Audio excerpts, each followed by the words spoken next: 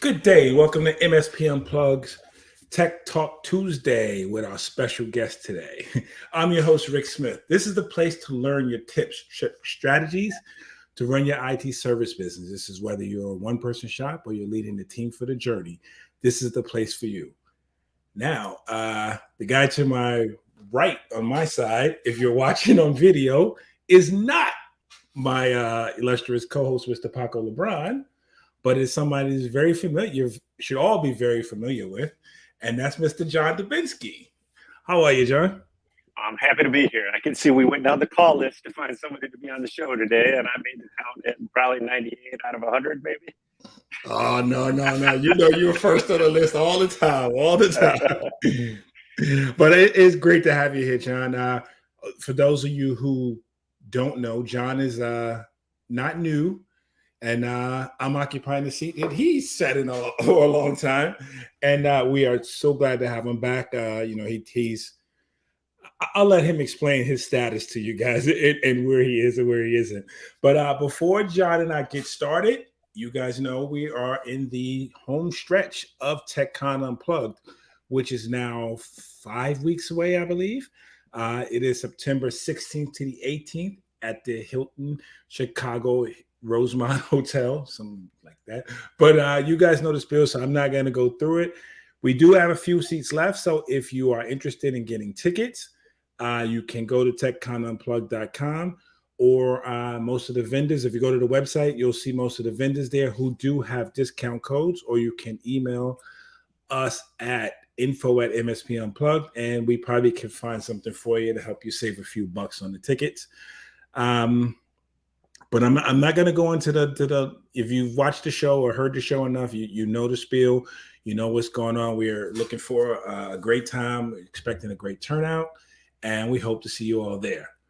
Now, I'm going to jump in on that one because before my toes were even in the TechCon pool, which we're going to talk about tonight, I mean, I think I was ticket purchaser 2 or 3 on the list because I was excited to come back to TechCon as somebody that was not involved in TechCon or MSP Unplugged, to be simply a guest or a participant, obviously to reconnect with everybody in the group, that I haven't seen in a while, plus some other buddies I've got in Chicago. So now I'm super excited that I am a little bit involved in at least one session, which we'll talk about tonight at TechCon. And I'm hoping I can bring a little bit of value to that session while still having a ton more free time, letting you, Paco, and who else have all the worries of running the show so that I can just hang with everybody and have a good time this year. So I am maybe more than ever before looking forward to this TechCon than the countless others that I've been to before. So this is going to be great. It's going to be a good year.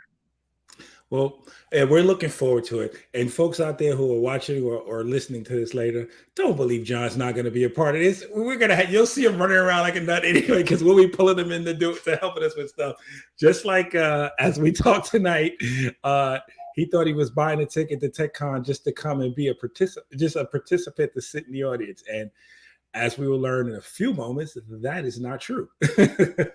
But John, tell us before we, start talking about TechCon, and I'm not going to treat you as a guest. You are a host. So, but tell us what you've been doing since you've been away from the MSP Unplugged community for a little bit. Well, almost come this TechCon, it'll be almost 2 years since I've sold my MSP. I'm taking it to December. It will be officially 2 years.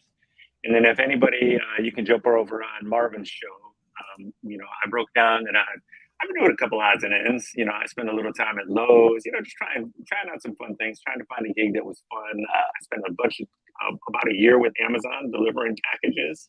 And Marvin and I break that down with a bunch of cool Amazon tips. At least I think they're cool. And a lot of things I learned just from being in that position. But it's going on about 2.5 months now, or however long it's been since that show, that I am no longer delivering smiles. So now, believe it or not, I am working part-time for Paco, and I'm actually helping a couple of the guys from Michigan, where I'm from, with their MSPs. I came to you guys and asked, hey, can I come back in the group? Will you let me back in? Knock, knock, knock. Because, I want to get back in the tech thing. And, probably the biggest thing I miss is just talking to everybody in the group and just getting those learning moments. That's more of an official word than what it is. It's just, we just had our first little session. You guys were kind enough to make me a moderator. So we had a room and a bunch of us jumped in and talked about UTMs and filtering and firewalls and settings, and what was going to be 30 to 60 minutes ended up being over 90 minutes. And then finally everybody said we had to get back to work. So, I'm working part-time, which is all I want to do, trying to provide value to Paco and, sticking my nose, my foot, or whatever you want to say into the group and hopefully stir that up so that people know their comments are valued. And if nobody else will raise their hand and say they're learning a lot from everybody else, I certainly am.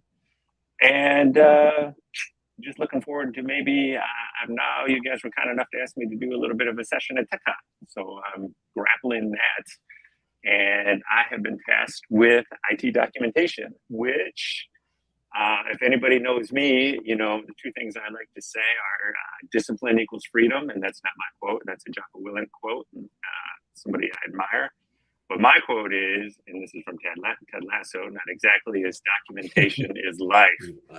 And, we'll get into a little bit more on the show here later, but I really think that 90% of my success with my MSP, and I'm not saying that I knew this when it started, but now that I have the chance to look back, that 90% of my success in my MSP was documentation, for sure.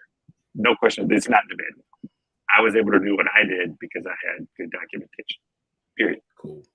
And I know Paco always he does credit you, but he uses that quote a lot. Documentation is life. Documentation is that's mine, and I do thank Paco every time he utters those words. He does credit you, yeah. I listen every show just to make sure I get my payment.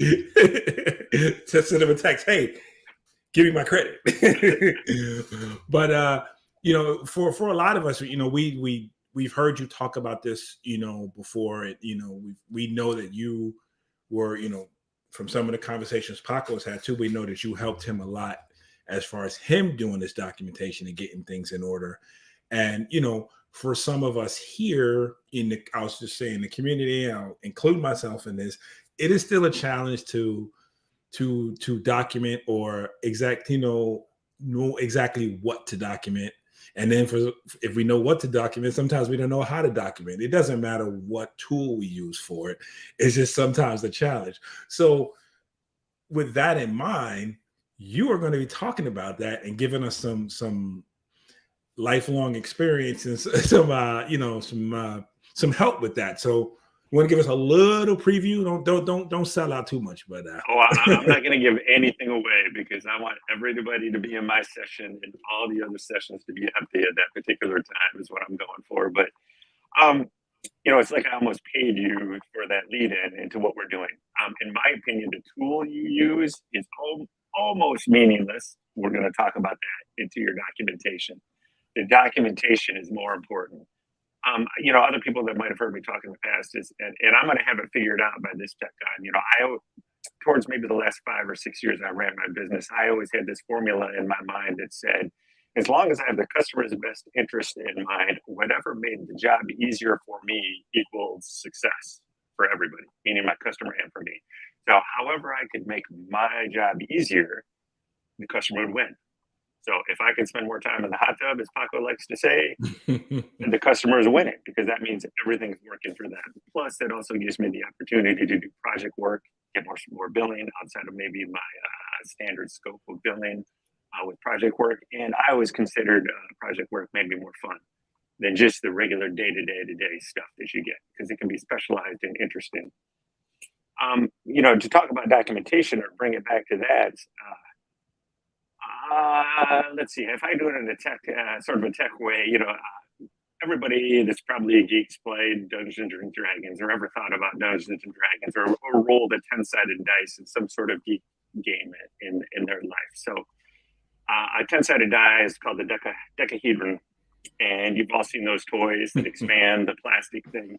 Well, that's your deck. I'm trying to explain visually what documentation is. When you first start your business, it's this tiny little ball. You don't have anything to document. You get your first customer and your second customer and all that, all of a sudden that ball that stuff that you can document starts to grow and grow and grow. And then all of a sudden you start to realize you get to this point that you can then visually see all of these interconnections in your documentation between the customer, their equipment, possibly their applications, possibly their customers, going down to their compliance, your compliance, all this stuff that you're covering for them.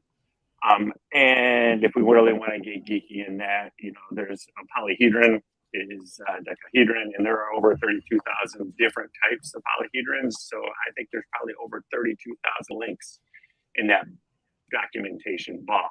So documentation immediately, and my point here, not to be complex, is it is complex. It can become very overwhelming. You start sitting down and you look at this thing, and the busier you get, the more clients you pick up, the more disparate gear, different brands, different laptops, different servers, different setups that you get, the bigger this ball grows and grows and grows. And pretty soon you can't carry it by yourself. So then you have to bring on staff to help manage this ball that just keeps growing, whether that's another technician, whether that's somebody that's doing CSM, customer success management, or somebody else. So this ball keeps growing. When you add people, what do? You add more documentation because you got to train them, and they have to have the way to do SOPs for you. So again, this ball is now growing, even though you've added people to combat this ball that's growing. So the idea is in TechCon, we're going to walk away from how we can compress that back down, how you can manage it so it's win-win-wins. Because I'm going to prove to you that doing documentation will make you money, will save you time, will reduce headcount, and you will then be able to control the 4 principles of documentation, which are what, where, when, and then at the end, if you have employees, how.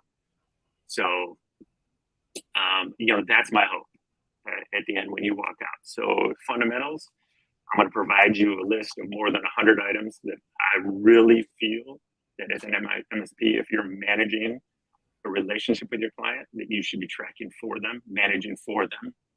And these will directly relate to you in a profitability way and actually create more free time for you.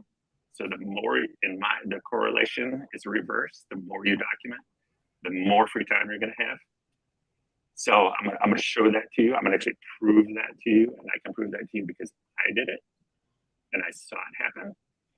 And then we're going to talk about a couple of things. There's basically, in my opinion, 2 fundamental ways to document, and I'm going to show you which you need to choose. The things you should be documenting, again, with that list. We're going to have an open discussion on how to start documenting. I'm going to talk to you about the immediate effects that documentation are going to have on your day, the next day after you start documenting, what's going to happen, and how documentation will control your business and guide your business. We're going to discuss all the tools that are out there now, free and otherwise, for documentation. And then, we're going to wrap it up with what documentation is not going to do for you. I mean, documentation can't fix a couple things that are going to rely solely on you and your staff. All right. And so, in a nutshell, I'm babbling on here a little bit because I'm very, very passionate about this topic. The more I sit back and I look back at my business, the more passion I have for this topic. So in the end, I'm hoping that when the session's done, that you will stop researching every aspect of documentation, reading all about it, debating what to do, and just simply start doing it. Is what my hope is, that you will just be confident enough and have enough information to know that, this is the way to go. Yeah, I'm excited, and I do hope that I'm not running around so busy that I get to miss this session, because otherwise I'm gonna have to pull you in for a private chat. For you, Rick, anything's possible. Oh, I appreciate it. But it sounds great, and I think one of the challenges is with all of us who have to document, particularly depending on your size and just depending on your strategy or your approach to it, we get caught up. I need the right tool to document, or I don't know what to document. I don't know what to put where. There's the the conversation about don't put passwords in your documentation software, put those someplace else. And then, so there's all of these different, and I don't necessarily know or believe there's a right or wrong answer. There are best practices that I think, we all need to learn from. But I'm excited to, to get this, to learn this. Like I say, I'm hoping I'm gonna force it that I'm not doing nothing during your hours, so I can get in there, sit down, and actually not have to move and just write and take notes. I'm hoping at the end that we'll have some time to talk about what I would call a subjective topic matter on that. Just like you said, well, where do you put these passwords? Password control for documentation, and how does that look, and how does that work? And I don't want to give away any of the low-hanging fruit or any of the magic that I'm hoping that I deliver. Obviously, after the session, if you're part of the MSP Unplugged group, I'll provide this in the group, because then you get membership to the group and all that kind of stuff. But I don't want to throw away any of the secret sauce.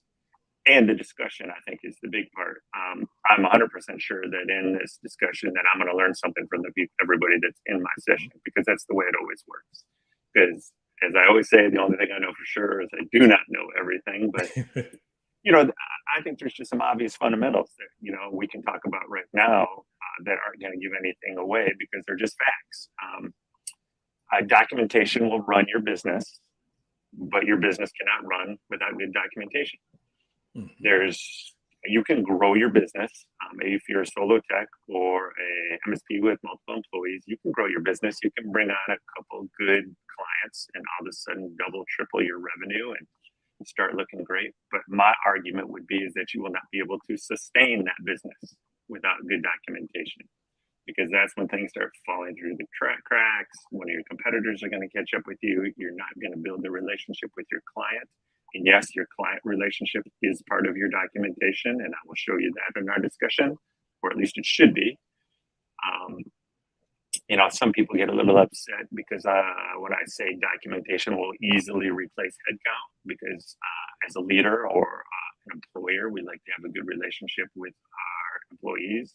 So I'm not saying that we fire anybody or we're letting anybody go. I'm just saying that you're pulling employees from non-value added work to value added or billable work because of your good documentation. We're not reducing the headcount. You might even increase headcount because you can take on more business. And I am 100% sure that's the way that it works for a solo tech, because my story is I manage 900 endpoints and multiple customers in different states by myself with a part-time at best bookkeeper is my only support. Now, I had a couple other wins. I had some really good vendors that did some work for me on the outside as far as cabling and such, and good partners with my VoIP provider, so on and so forth, and a few good tech partners to cover me, so I could do the lifestyle things like vacation and all that with my family and not be totally out of the loop. But it's possible to bill $500,000 plus and have 1,000 endpoints as a solo tech. It's definitely possible. Not without documentation, though. But you see, everybody, it is possible. So here's living proof that it is. And you don't need to be, a 10, 20 person, and that's not to disparage anyone who wants to be that big. I'd say whatever you want to do, go for it. But I'm just pointing out. Yeah. Good. I'm sorry. I think you're absolutely right, Rick. More employees, the better, if they're bringing you value. The secret is, what are those employees doing for you? Are they hiding your deficiencies, or are they actually bringing you more billable income? Right. A good question to answer that we will discuss in the session will be, if you ask yourself, well, I need to hire somebody, why? Why? Is it because your documentation stinks and you're losing all that productivity time because you haven't standardized which documentation will force you to do? On your product line and your services and your billing techniques and all of that kind of stuff. All of documentation will force you to do all of that, because once you start your documentation, you're not going to want to document the setup on 12 different kinds of switches, 5 different kinds of UTMs, which documentation involves if you're going to have good documentation. Right. It's going to force you into other things. That's right. So if you're a type, on my way out, right before I sold, I was actually evaluating a lot of products, because my foresight was I have 5 more years. So I'm picking what I'm doing right now, and I'm riding these babies for the next 5 years. Well, as it happens, I sold my business extremely quickly, and that story is an old one. So that didn't come to fruition. But what documentation will do is make you think twice before you switch anything. Right. Because if you switch, what are you going to do? Redocument. So, discipline equals freedom. We'll go back to that. So it will enhance your discipline as a business owner. Documentation will. Wow. So that I love the nuggets being dropped here. Welcome back, John.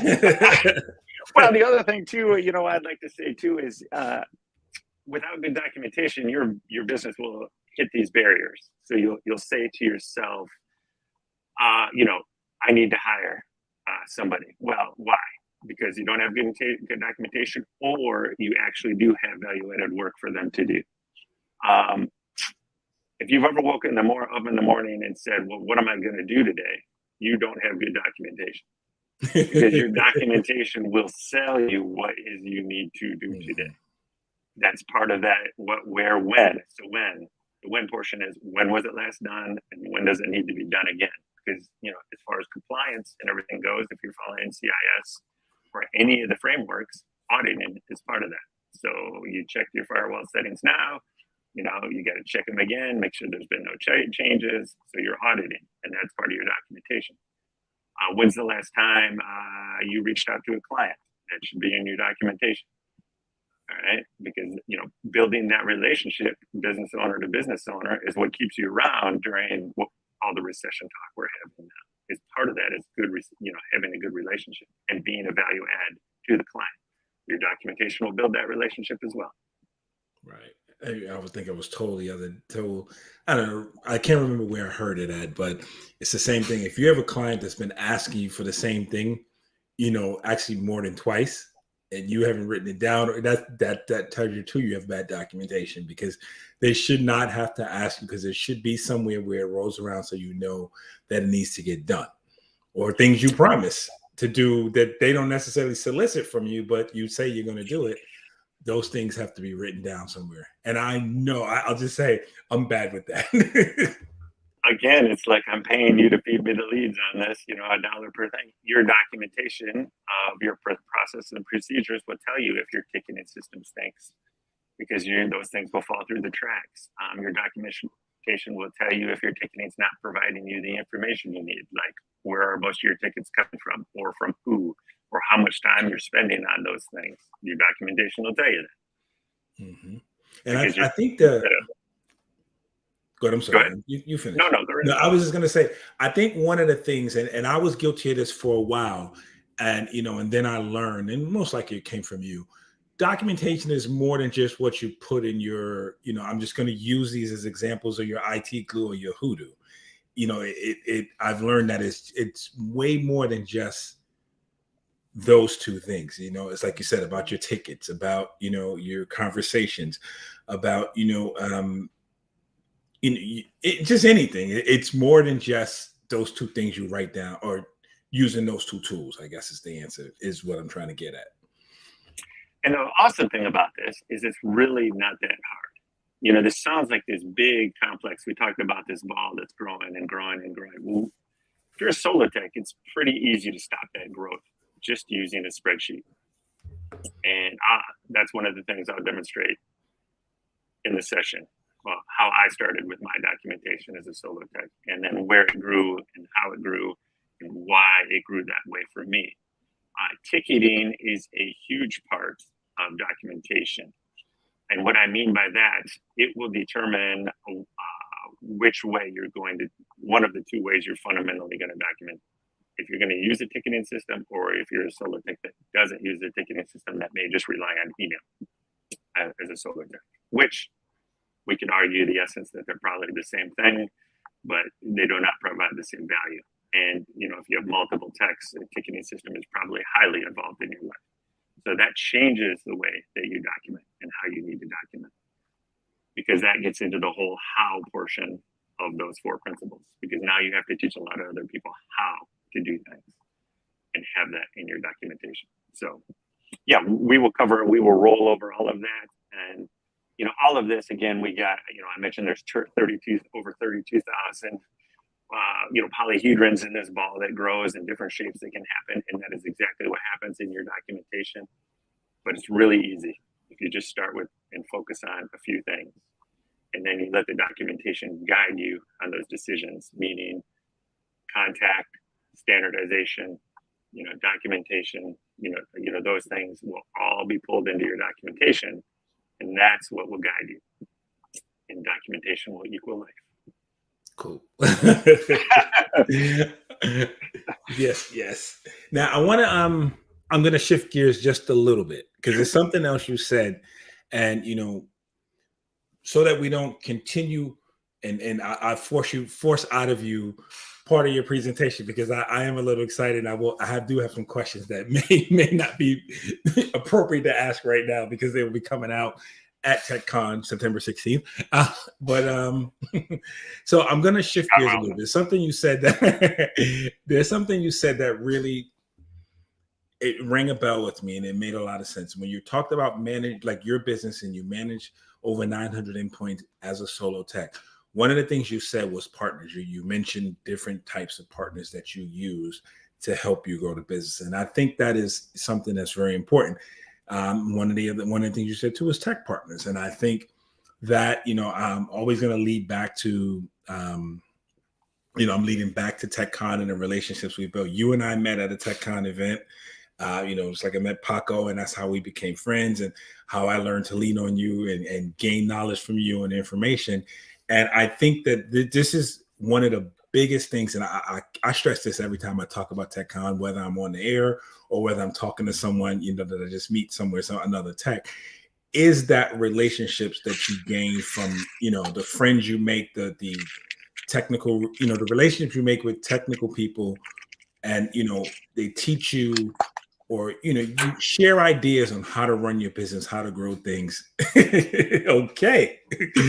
And I think, that has been probably one of, since we're talking about tech, it's just been one of the greatest values I've gotten out of TechCon. And it's like, and I do tell this story when you and Jeff decided that you're going to move on, and Paco asked me for this stuff, I jumped at the opportunity, not because I wanted to be a podcaster, but I know all of the value I got out of the relationships with you guys doing this and going to the shows and meeting with you guys. So I'm hoping that I can pass on to some of the knowledge I've gained from you, from others, and hopefully my enthusiasm pushes people who are, on the fence about coming to TechCon to realize that it's more than just what you get from, vendor presentations and even peer presentations. So a long way to say what I was trying to say, but. Well, let's be 100% clear that 90% of the stuff I'm going to talk about in my session was gathered from my interactions with other techs. It's not stuff that I invented or I read in some book, or it's because I did it for 25 years and I learned from a lot of people that were a lot smarter than me. And from listening to other techs say, boy, that was either a really good idea or a really bad idea, and learning from that, and then stubbing my own toes several times along that 25 years. It's not like all of a sudden, I sat down and I wrote a book that said, this is how you document, and it's all John Dubinsky's ideas, because it's not. These are trial and error by me, and literally stealing the ideas that others in the group have given over time. Free to share open source information that has come from others. Literally, I'm not smart enough to figure all this out on your own. You need 50 years to do this. This is why, this show and the group and other podcasts and all that are just awesome to listen to. You're right. And you're definitely right. How many, what's Paco call them? Aha moments? Or is that you? One of the two, just hear like spontaneous. Spontaneous conversation. I haven't seen him in a long time. I hope it's come. Tom Wilmot told me about 99 Pro like years ago. And I was like, I've been a 99 customer. I'm still, he says, 99 Pro. Yeah. Let's like, what are you talking about, Tom? 99 Pro, it's just like, well, hello, remove whatever fork from eye, as Jeff would say, and why don't I know about this? It can be that easy, or it's talking to somebody like Matt Lee, who I know was on Marvin's podcast recently, that just has a whole different channel of experience from a whole different source. The great thing, I think, and I know we're sort of on a love fest with TechCon here, but the interesting thing is, I can go there and now Tex can talk to me from somebody that's on the outside looking back. And I think that brings me a whole new perspective, because I'm not putting out fires all day long like you guys are. So it gives me time to actually assess and think about the situation. But TechCon, you can also talk to other solo techs if you're a solo tech, but you can also get really great ideas from the guys that are rocking 10, 12 employees, because a lot of that stuff goes both ways. The lessons they've learned, or even you can ask them about hiring their first employee, whatever that might be, and why they did it, or why it was a mistake. There's just opportunity. And there's just opportunity there. So definitely. And this is one of the things, I'm one of the things that is most impressive is a lot of the presentations, a lot of the ideas, a lot of the oh God, I can't think. Well, a lot of the show is us doing, is basically other techs, other business owners who are in your position or have been in your position, given, what they've learned. And it's like you said, it's not that you can take credit for, your whole, your documentation now, all that you do and all that you've done, but you've taken what you've learned from others, you've improved upon it and made it work for you. And, the whole thing is, I think, for anything, but I'm speaking now for TechCon because it is a TechCon fest. Sorry, John. But I love that. but even if you get one nugget that takes you back, that helps improve your business, one small thing that you can do that changes the trajectory of your business, then it's well worth your time. I say, I know, we're talking about financial issues where, we're talking about whether or not there's going to be a recession and everyone's business is not in the same place. But the bottom line is, I think the biggest investment you make is your time with this, right? The money, you're going to spend somewhere anyway. So the biggest investment you make is your time. And when you know that you've basically got your money's worth or got your investment's worth, is if you can take something back that helps you improve your business, even one iota, that just changes the trajectory, which is what has happened for me, which is why, I'm, a big fan of this and very happy. I look forward to all the time, like, to seeing the presentations done by our peers. And then I will say this, because I don't want anyone to think that I do appreciate the vendors, because a lot of the vendors as well have a lot of knowledge. Some of them are former MSPs or former, they work in the cybersecurity realm or something, and they have a lot to offer us. I just spent some time 2 weeks ago at Build It, and I spent a lot of time talking to some vendors and watching some vendor presentations, and they spent time, which I really appreciated, talking about growing your business and not necessarily about what their product can do for you. And I think that's, a great contributor that you can get from a vendor, and it helps to build trust and relationships as well. So I'll leave it there for that. Well, let me break down a couple of things you said, which I think are really huge and play into me. I'm going to be poor man paying you for all these leads. But first of all, on vendors, we all have to remember that we're vendors to our customers. So, exactly. We can learn a lot from a vendor presentation and the way they present to us. If you don't like the way that a vendor is presenting to you, please remember that, because don't do that to your clients. If you don't like the way a vendor's charging you with contracts or whatever they're trying to do, don't do that to your clients.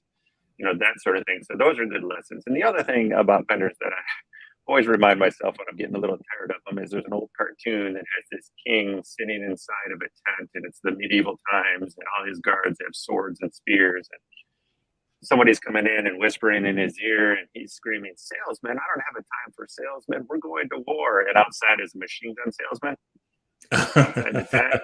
So, never discredit who might be knocking, exactly. So you might want to just peek around the tent and just see who's there. And to tie this back into to make it all about me even more and documentation, I guess this is a tidbit I'll give away about the session that I was going to talk about, is you should have vendor documentation. There should be a lot of vendor documentation. And what I mean by that is if I knew a customer was going to have a visit from a Comcast technician for a new modem, there was a piece of documentation that I gave them to make sure they handed the technician that they should be doing all this, providing all this information. I would do the same thing for a copier. If I knew they were getting a copier machine, I had a list. And all they had to do is I said, make sure that you hand this piece of paper to the technician and they fill this out. Because when they leave, we'll have everything we need and life will be good. All right. And then that did two things. One, I didn't have to follow up. I didn't have to reprogram anything. It was, but again, I didn't need to be there. So I'm saving myself time. I don't have to have a technician there. And look at all the time I saved on the back end trying to figure this out. My favorite story about this is one of my clients, one of my really good long-term clients, I got a call from Allison was her name. That's what I'm trying to think. She was the office manager and she calls me in the morning and says, hey, we can't get in. Can't get into the building. And I'm thinking, well, she knows I live pretty close and I'm like a janitor because I have so many keys. So I said, what happens? You forget your key or something like that? And she says, no, the alarm code, the door slides aren't working. And first thing I'm thinking is, what are you talking about? Well, then she, tells me, well, we just had an alarm system and there's now key fobs and everything installed on Friday. Well, first thing that comes to my mind is that you guys have been a client for 17 years. How many times do I tell you that you should be telling me before things change? But I don't think they equated to this being on the network. Well, the technician, they have a little box they put in to control all this was on the same IP address as their primary copy machine. So on Friday, everything worked, but somehow, I don't know how. But somehow over the weekend, maybe there was a power flip or something that changed. And now the security system couldn't get online because it was trying to use the same IP and there's a conflict. So obviously nothing worked. So, if I would have known about that and I would have provided the documentation on what I need to know and what they need to do, or a lot of times I even insist, I'll even step in front of it and say, well, make sure I get the MAC address of the equipment that's going in. So I'll create the reservation and have all this. But this is just a great example of vendor documentation that you should be able to present to a client to make their life easier and your life easier. That'll just save you time and money, period. And that goes back to my other point about knowing documentation being more than just what goes in the, because we always think about it, just document all the data that the clients have, but you're absolutely right. And it's just something I hadn't really thought about too much is, but you do have to, keep data, keep track, keep documents on the vendors and on the situations. And so what's that the password to get into the copy machine? Are you programming it for this? Did you transfer all the stuff over from the old machine? Blah, blah, blah, blah, blah. There was all these things, And a lot of the times, if I could get in front of it, I actually sent them a pre-thing to say, hey, do we need to have a different power? Is this a 220 or is this a 120, volt? Or, all these things just to set up. And then anybody can be there. They can tape this thing on the wall where the copy machine is and just say, hey, make sure you fill this out before you leave. Right. And then at the bottom, what is there? My number. So if you got any questions, buddy, and I made it friendly. I said, you got any questions? You call me directly and we'll work on it together. So huge time savings once I started to do that. Plus, it makes my life so much easier because guess what? Now I have all that information to stick right in my documentation. Right. And then you don't have to later be chasing your tail when something else goes wrong to figure out what happened. And it totally makes a lot of sense because, that's that. I know it's not the technical definition, but that's that shadow IT that happens sometimes when you don't know things have appeared on the network, and you don't know where you don't have any record of anything about it, and that is just. And I actually changed the name of that. I don't in the last couple reviews that I did with my clients, which we'll talk about in the documentation as well, because that'll guide you too. I stopped calling it shadow IT. I called it accidental sabotage. Really, that's what it is.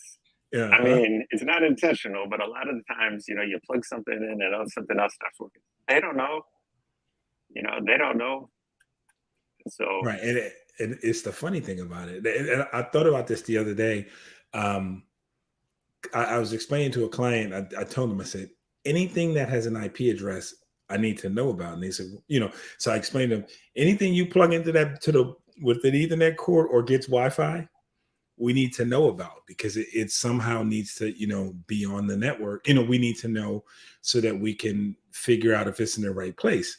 It needs to be documented. It's funny. That's all you need to say. You're absolutely right. I'm learning that part.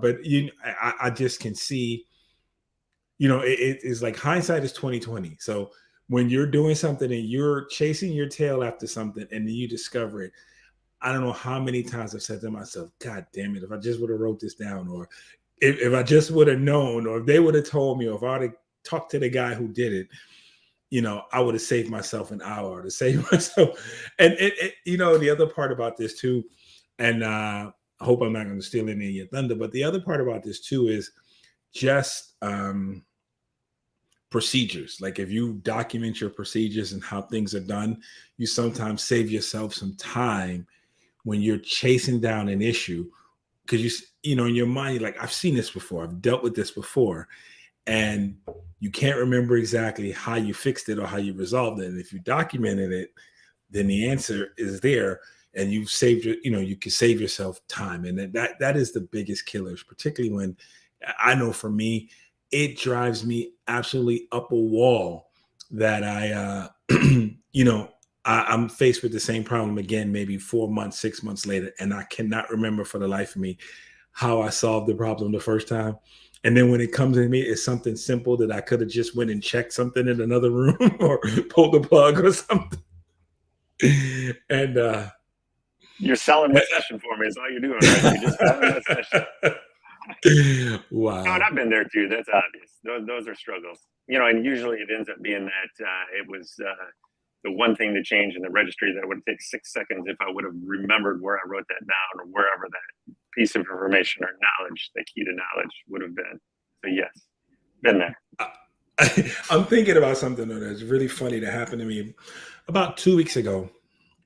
And this happened to me at home on my network. It's about 12:30, 1 o'clock in the morning, and the internet stops. The internet, I noticed, everything just goes, the internet's not working anywhere. I hear everything start beeping in the house, everything on the VLANs. So I'm like, what the hell's going on? And this is just a little lesson. I'm just going to give a tidbit of lesson learned.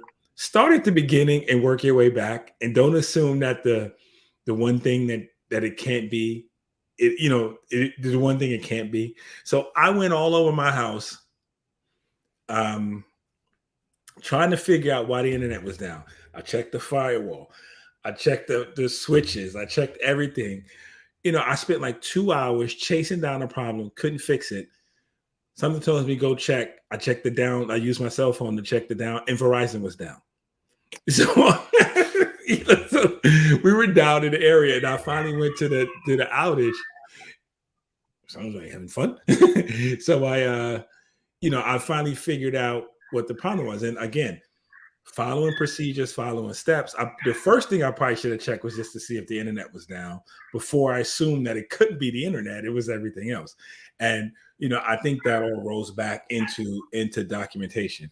Hey, I did mention that my illustrious partner here, Paco, I think I told everyone he was sick, but I guess he's paying attention. He's listening because he wants to know what documentation platform is John's favorite.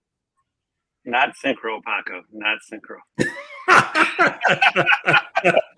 He's going to kill you for that one. But anyway.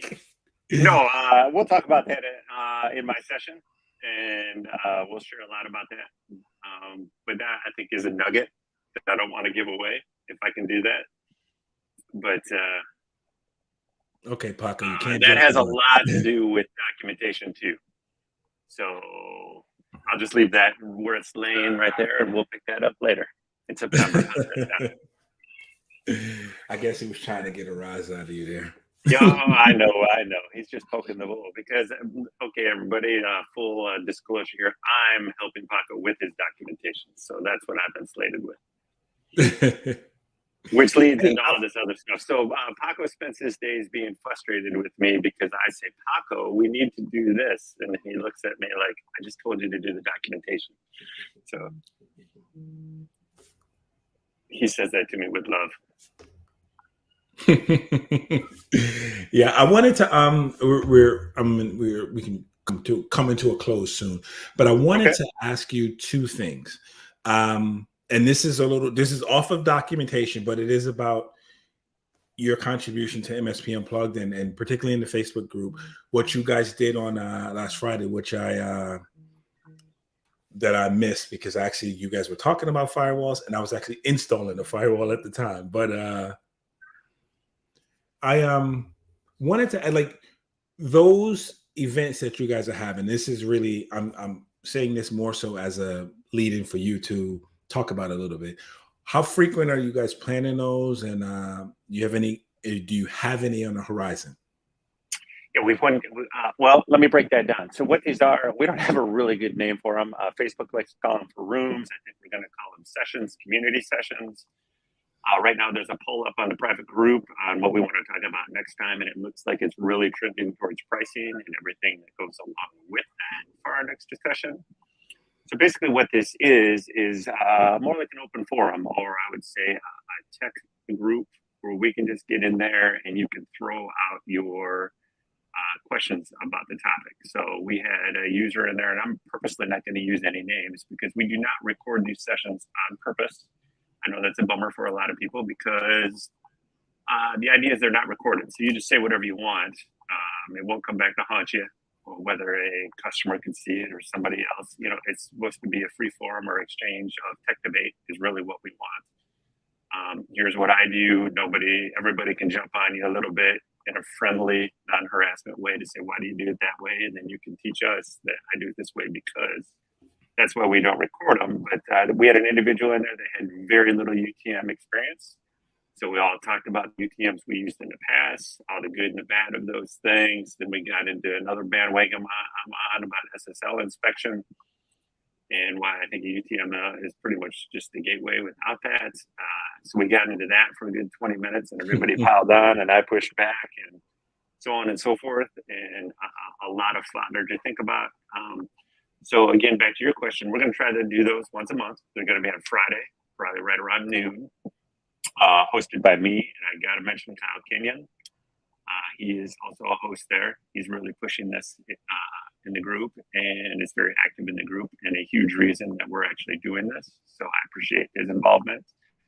And it's for anybody to jump in and keep in mind that it's a community discussion. So if we're going to talk about pricing and you want to go in there and you want to ask questions about something else, that's okay too. It can be pricing as it relates to documentation, pricing as it relates to anything, or if you're just in the need to talk about something, a success or a failure or something you're having trouble with, jump in. Usually there's at least 4 or 5 of us. I think one we did last time I was involved, had about 15, 16 people in it. So, you know, it's not another podcast. It's not another just listen to somebody else spiel. It's bring your problems and let's talk about it like we're having a beer and that sort of thing. I think Kyle and I, our biggest focus on doing it is if it's not of value, if you don't get something out of the time you're spending in there, whether it's what you were asking for or something related, then we're not doing what we're supposed to be doing. It's really come ask you questions to people that have a lot of other disparate knowledge that maybe have the answer or at least a little twist on what you're asking in a safe environment. So, I like to put in there, bring your stupid questions because we've got plenty of stupid answers. So, that's the way to handle it. We handle it. And that's what this community is all about. Not shaming. Yeah, one of the safest things you can say is, I don't know. Exactly. I don't know, so.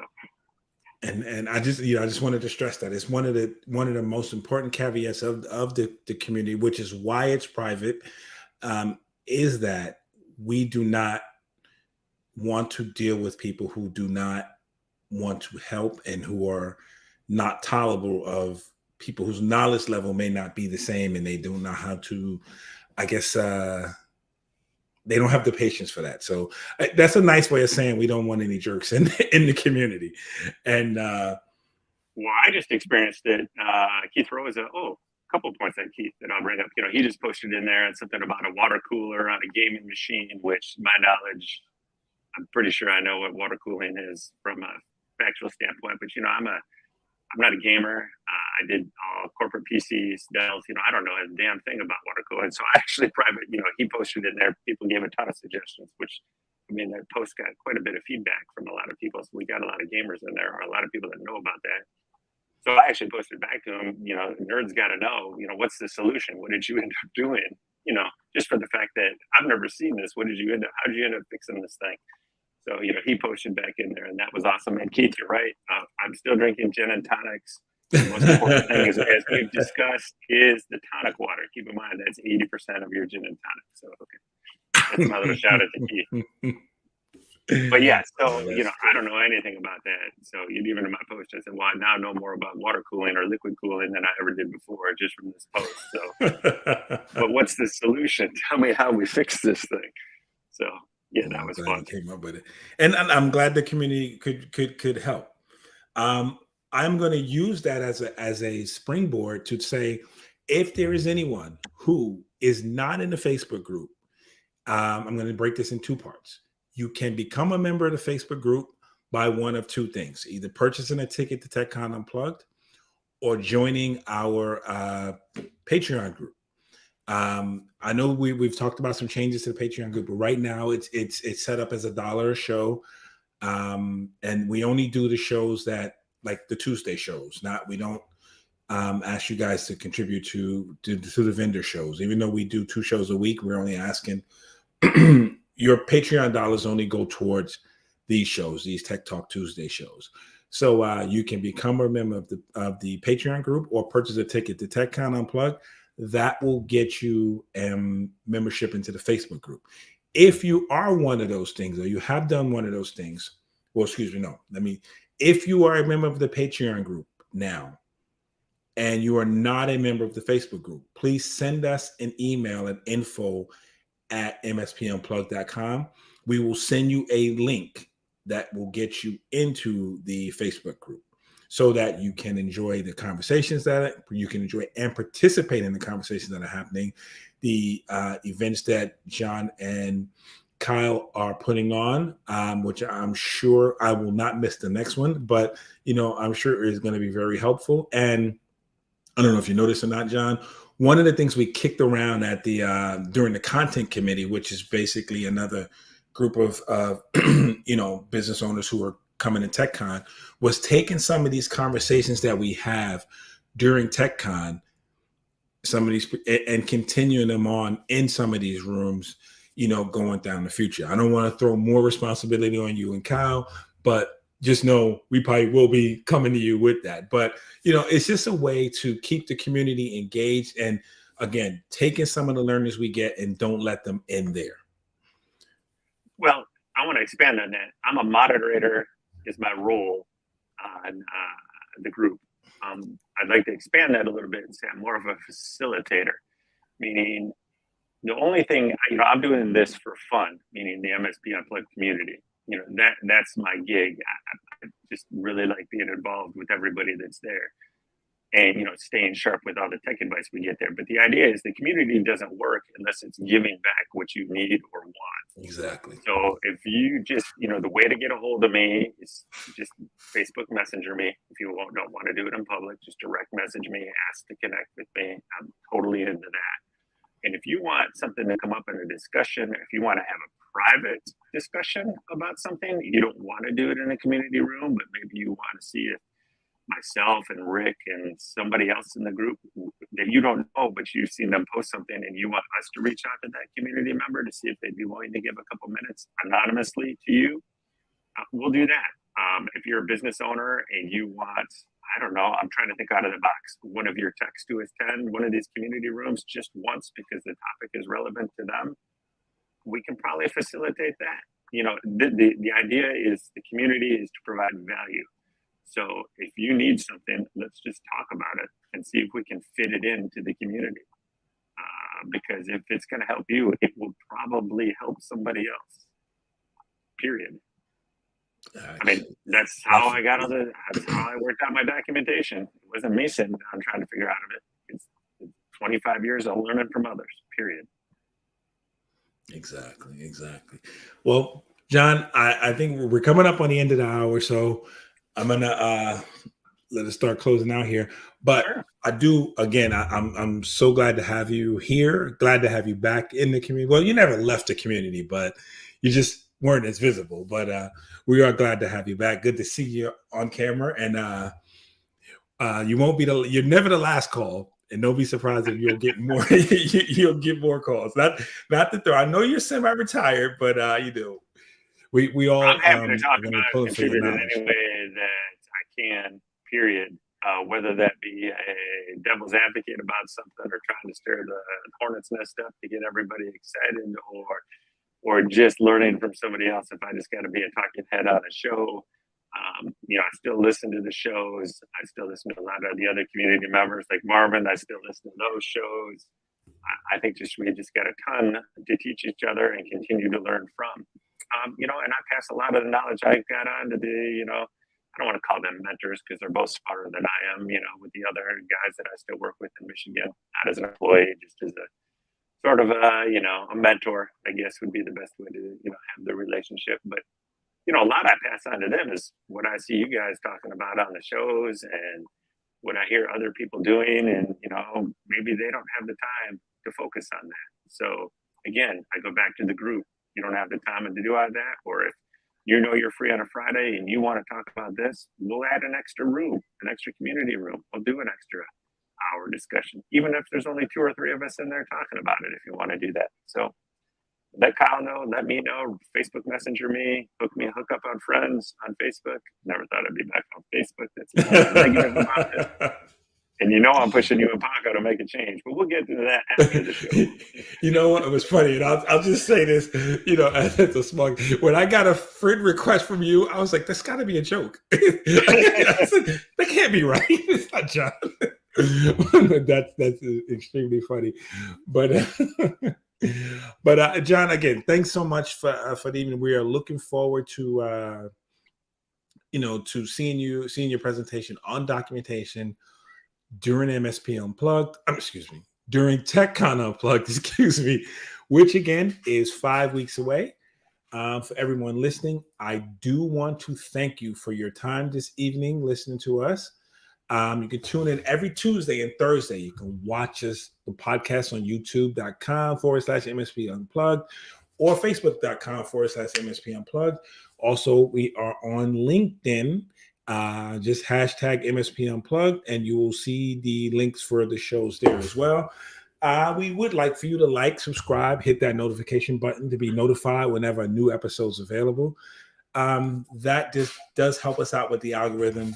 Pushes us up a little bit and makes other people aware of it. So if you do watch us one of those ways, hit one of those buttons for us. You can also take us on the go with your favorite podcatcher app. We're on Amazon Music, Spotify, Apple Podcasts, and a few others. I do want to thank everyone for listening. I will wish you a good day and say good evening.